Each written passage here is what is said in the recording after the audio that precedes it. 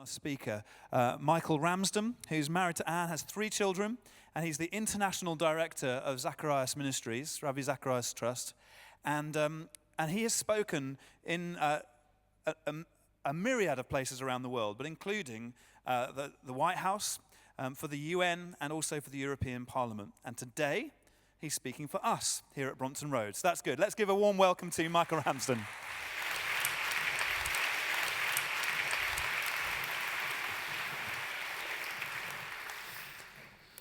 Well, it's a joy for me to be here with you. I always enjoy coming down here to speak at this particular church. If you're a visitor, it's great to have you here.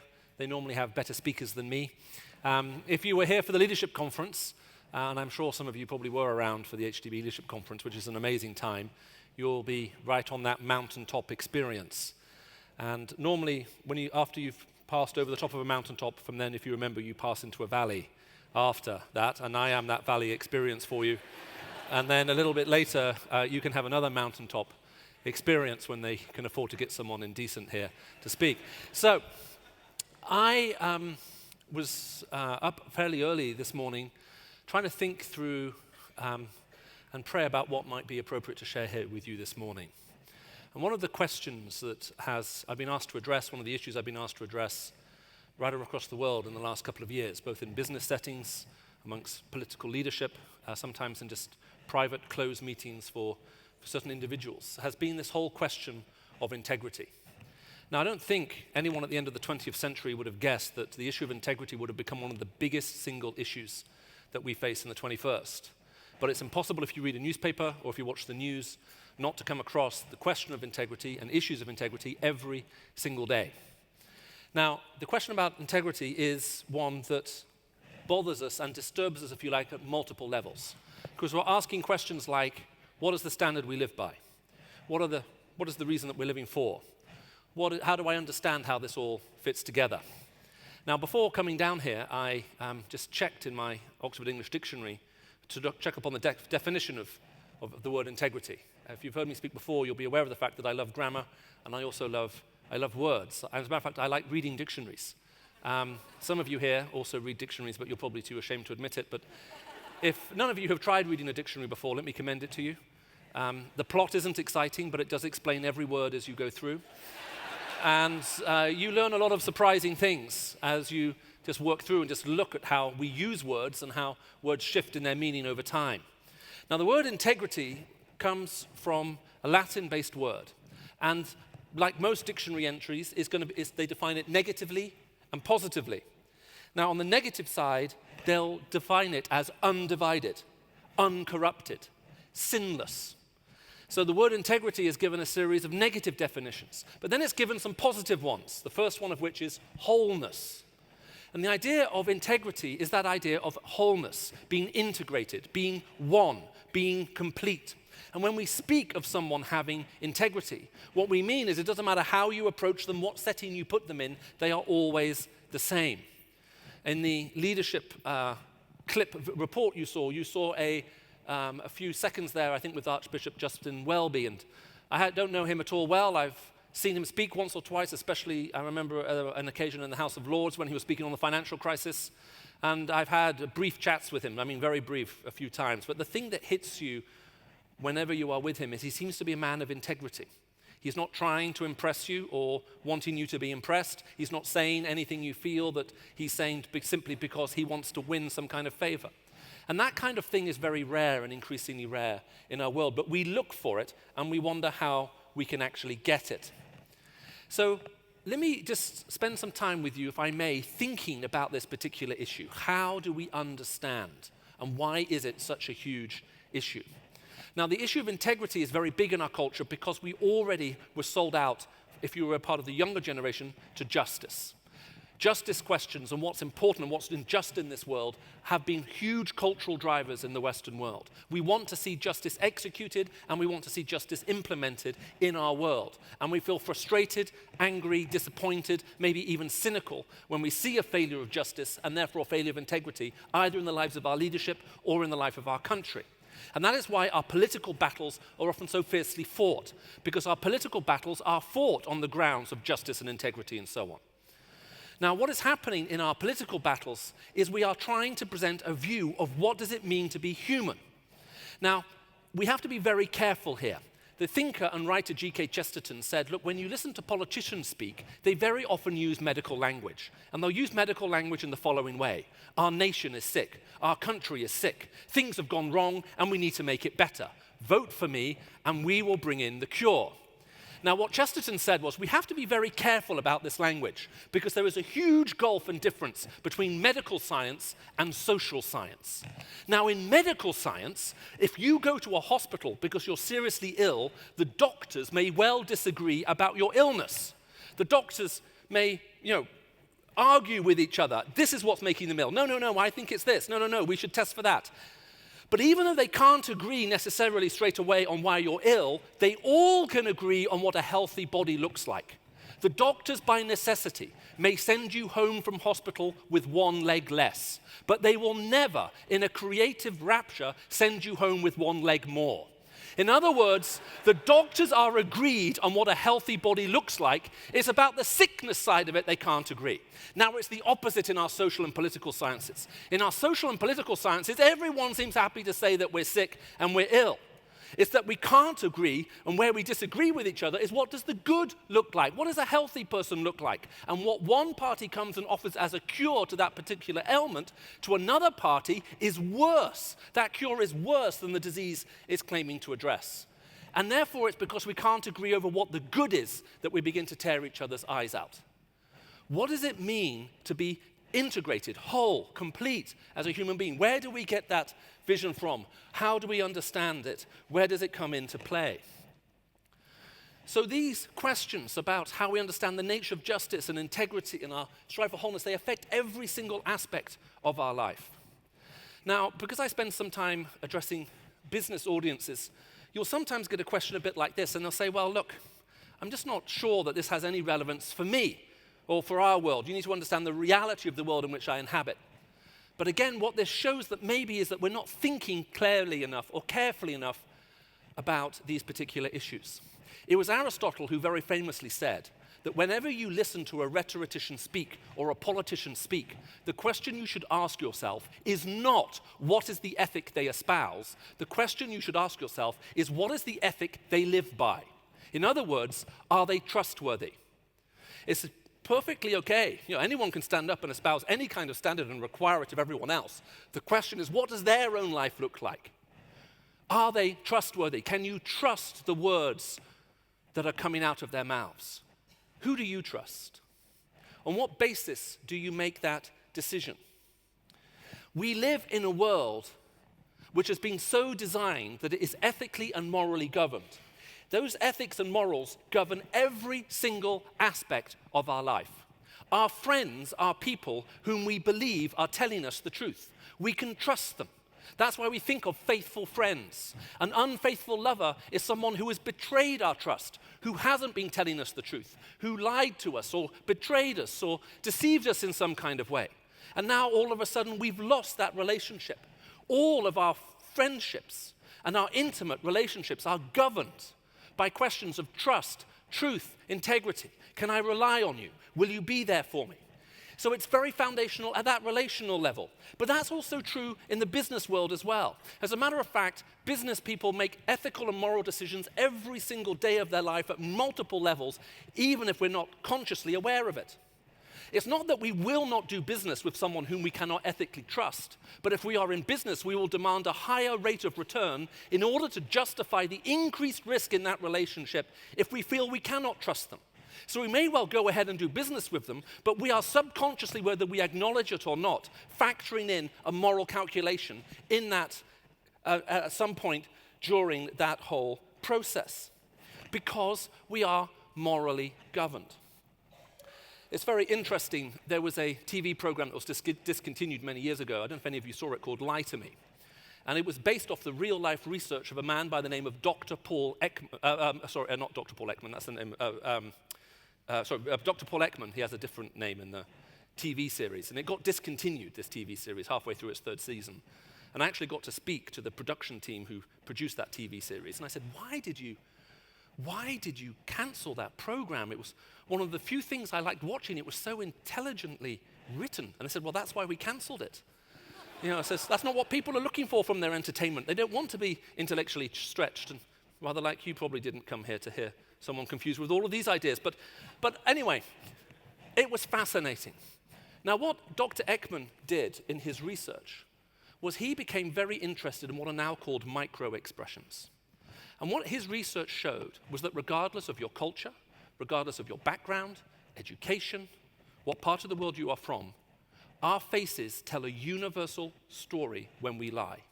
And if you can read those micro-expressions, it doesn't matter where you were raised or what your culture is, your face will reveal whether you are lying or not. Now, you can imagine how much money he's made from this research. Every secret service and every major corporation in the world is happy to fly him in and teach their leaders how to spot this, because this is a very useful skill to have. Now, just as you would expect, a man who has dedicated his life to detecting whether someone is lying or not has also spent some time thinking through the consequences of those lies. And here's what he says at one point. He says, trust is a matter of faith, that the person who is trusted won't exploit that trust. Intimacy in close working relationships, romance and or friendships requires and in fact depends upon trust. Yet it is well known that the last person to realize that he or she is being betrayed is the person suffering the betrayal. Why? Because the betrayed person's trust simply blocks out the recognition of any signs belying that breach of faith, the signs that everyone else around them so can easily pick up on. We don't want to learn that our trust is being betrayed, that the person we hired is embezzling us, that your children are stealing from your purse. It is terrible to discover that our trust is being misgiven. Consequently, most of us willfully and avoid any clues to that discovery. Once trust has been betrayed, can it ever be restored? Not always, and not by everyone. Even when the betrayal is forgiven and the betrayed person doesn't want to give up the relationship, it may still in fact be very difficult to ever completely trust again. That is the price of lying about serious matters. The loss of trust that may never be restored. Suspicion, on the other hand, the opposite of trust, undermines relationships and results in the suspicious person's misery. All of us face choices. Do we, based on faith, take the risk of being misled by trusting? Or do we take the risk of not only disbelieving a truthful person, but never being able to establish close connections because of chronic suspicions? Now, isn't that interesting? Suspicion, on the other hand, the opposite of trust, undermines relationships and results in the suspicious person's misery. Intimacy in every single area of our life, regardless of whether we're thinking about it in terms of our political engagement, our social engagement, our business engagement, whatever it may be, depends on trust. And trust is a matter of faith. Who can I put my faith in? Whom can I trust? And will it be held? These questions I said of integrity, they go everywhere, they affect everything, and they affect everyone. I remember having the privilege of speaking at one of the banking group in the world that has one of the largest private client bases of any bank anywhere in the world. And what they did is they gathered 10 of their richest single private clients in the room together with their global head of risk and a couple of other people who invited me in for a few days to come and speak to them. It was remarkable. Now, I don't know if you can cast your mind back to September the 11th, 2001. But in September the 11th in 2001, we had those terrorist attacks in North America. And as a result of that, stock markets around the world fell and they collapsed. Now, what you may not necessarily remember is that by early 2002, the market had largely recovered. But a few months after that, we had the ethical scandals of Enron and WorldCom, and the market fell further and faster than it did after the terrorist attacks of 9/11, telling you that what the market feared the most was not a terrorist attack from without, but a moral collapse from within. We are all making those decisions, and the reason those leaders were gathered in that room was they were asking the same question. Whom can we trust? One of them at one point asked me the question, when do you think I should reinvest my money back into the market? Because I think at that point there was about I can't remember my figures off the top of my head. I think it's about $1.5 trillion overhang, if you know what that happens to mean. If you do, and especially if you've got that kind of money, come and speak to me afterwards. We can help you with your tax bill. So, and I remember him looking to me saying, when should we reinvest? Now, this guy earns more money every second than I earn every year. And as a result, he knows a lot more intimately some of the stuff that's going on than I do. So I looked at him and I said, well, that's easy. If you think the kind of moral and ethical failures we've witnessed recently are one-offs, then confidence will return anytime soon. But if you think this is endemic in the business world, then confidence will never properly fully return, and all the color drained from his face. And one word popped into my mind: sell. This is definitely the time to be selling. I was watching a lecture by one of the world's leading ethical and moral thinkers a couple of months ago. I was getting ready to give a series of talks down in the City of London on the issue, why does integrity matter, to different accountancy and banking groups. And in that process, I watched a lecture by one of the world's leading ethical thinkers, and he said something which I found exceedingly controversial. He said that science has proved that all human beings are basically good. Under pressure, we will always do the right thing. Now, I quoted this 3 days ago in South Africa, and when I made the statement I just made to you, the audience burst out laughing. And it wasn't a laughing of, oh yes, we agree. It was very much a laughter of, who is this guy? I can remember watching this guy give this lecture thinking, wow, if you honestly believe you're perfect and there's nothing wrong with you, there's only one way for you to get out of that state of self-deception. You need to get married. And that will deal with that very, very quickly. I think that the truth is actually slightly more complex than that. I think the truth is that most of us want to be good. Most of us have the desire to be good. Sometimes in the quietness of our room, we dream of what it would be like to lead a truly noble life, where we always make the right decision, we always respond in the right way. The trouble is we just don't seem to carry it out.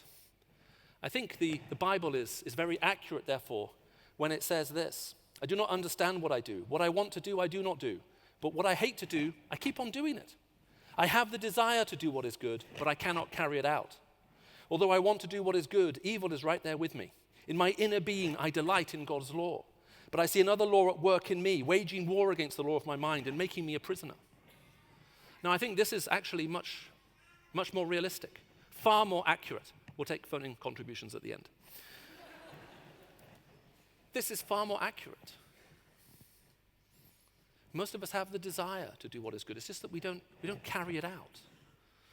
The debates we have in our culture about what is good and what is evil and what is right and what is wrong, if only it were as simple that there were a group of good people out there and a group of evil people out there, and by destroying the evil people, we would just simply have goodness left. It's much more complicated than that, because we see good and evil in every human heart.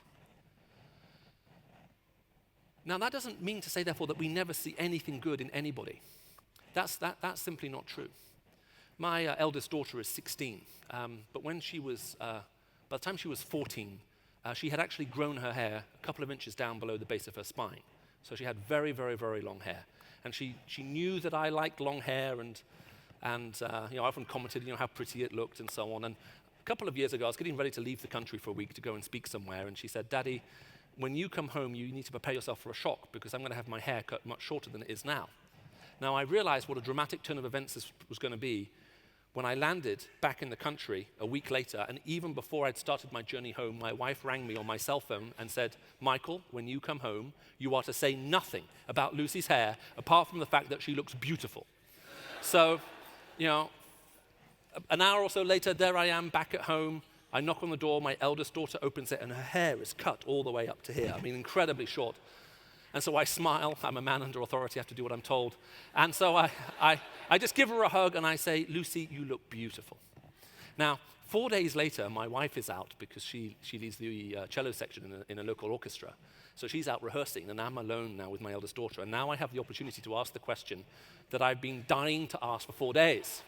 And we're watching TV together. And so I'm thinking, okay, now it's the moment. I can ask now. So I smile, first of all, because you get the tone wrong in a question like this, and it's fatal, isn't it? So I smile, and then I concentrate on my breathing for a little bit, sort of just like, calm. And then, so I look to Lucy, and as calmly as I can, big smile. "So, Lucy, what prompted the change of, this change? Was it fashion? Were you bored? Did you just want to do something different?" And she said, I was watching this documentary a few weeks ago about this charity that look after young girls, 7, 8, 9-year-old girls who've lost their hair because they have leukemia. And they were saying that one of the things that they had was that they never had enough hair to make wigs for these young girls who'd lost all of their hair through their treatment. So she thought, what I'll do is I'll donate my hair to that charity. And there's a hairdresser who is actually a member of this congregation called Luke, who traveled up to Oxford, plaited it in a special way, cut off her hair, put it in a padded envelope, and mailed it off to this charity to make wigs for these girls. I don't know if any of you have ever read a book called Little Women, but there's a scene in that book where the heroine sells her hair to get money to buy a train ticket so her mother can go to visit her father who's dying in a military hospital hundreds of miles away. And as the mother takes the money from her daughter, she looks at her daughter and says, "Your hair will regrow, but you'll never be more beautiful to me than you are right now." And as I sat next to Lucy, that was the only line that came to mind. I felt it was the only thing that I could possibly say to her. And she'd read the book, and I said, "Do you remember the book?" And I just shared that line with her. When we talk about the fact that we have the desire and we keep doing things that we hate doing, that doesn't mean we never see anything good in anyone. It's much more complicated than that. It's that in every human heart, we see this incredible beauty at times, but then at the same time, the pride and arrogance and greed and anger, and it's all mixed up together in the same human heart. And that's why we have a huge problem with this issue of integrity, because most of us don't have integrity in that sense. We're split. We have to divide our life into little compartments, those we can be nice with and those who really rub us up the wrong way. There are some people, it's just very difficult to be nice around them. Have you noticed that? I had a colleague of mine speaking in Asia. He asked a group of leaders to draw a picture of peace, and all of them drew a different picture. One drew a picture of a mountaintop covered in snow, another of a field filled with flowers, another of a lake beautifully still. There was one thing common in all of these pictures. There were no people in them. What does it say when you ask leaders to imagine peace and the first thing they do is eliminate everybody else?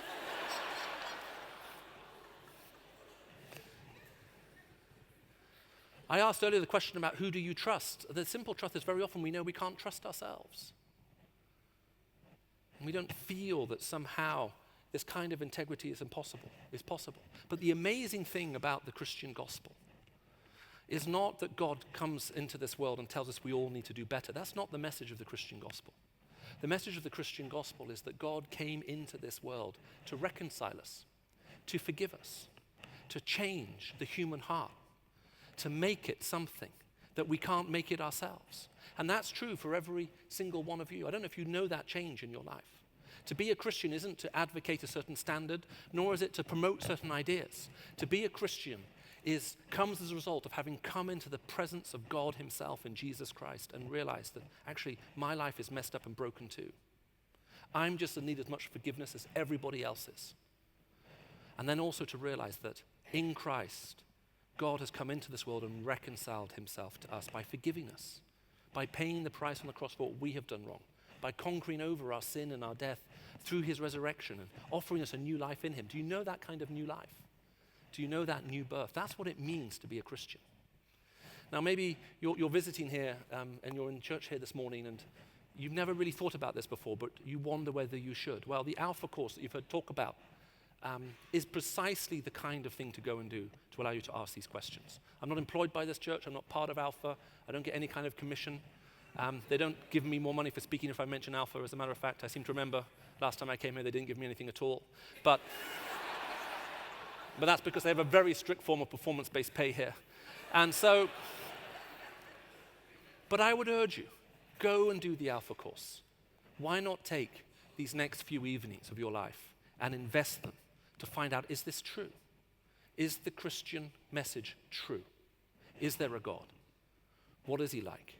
What difference does it make? What possible difference could it make for me? Why not take that time and go? You have nothing to lose. Now, you may be thinking that you won't go because you're a convinced atheist. And maybe you're the type of atheist who believes that Christians are bad people and actually the gospel is a bad thing and you got dragged here very reluctantly. Well, if that's true for you, then you are morally obliged to go and do the Alpha course. And let me explain why. If you believe that Christianity is a bad thing and it causes damage in other people's lives, you need to know this church finances people like me to go all over the world telling people about Jesus. And that takes money. But it also takes them money to run the Alpha course because they do it as a gift. So if you come to the Alpha course, you are consuming money that they're spending on you that would be spent on someone else. So why not take a hit for the team and spare some poor other person somewhere else by you consuming those resources over here so they can't be sent overseas? Why not try it? Now, it's entirely possible that you're here and maybe you're not sure about the Christian faith, you want to find out. Or maybe you've struggled with your Christian faith and it needs to be made clear. I would urge you, why not just sign up for Alpha yourself? Maybe take one or two friends, go along. In a church this size, it's entirely possible that you normally come here and you've never been to an Alpha course. As a matter of fact, if you normally come here and you haven't been to an Alpha yet, just put up your hand. Don't be ashamed. If you normally come here, you've never been to Alpha. Oh, shame on you all.